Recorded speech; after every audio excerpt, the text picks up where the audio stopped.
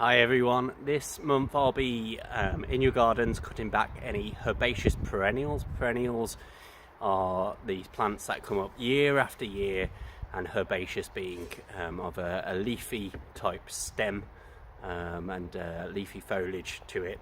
One example is this mountain cornflower. As you can see, the new growth is starting to come up here at the base.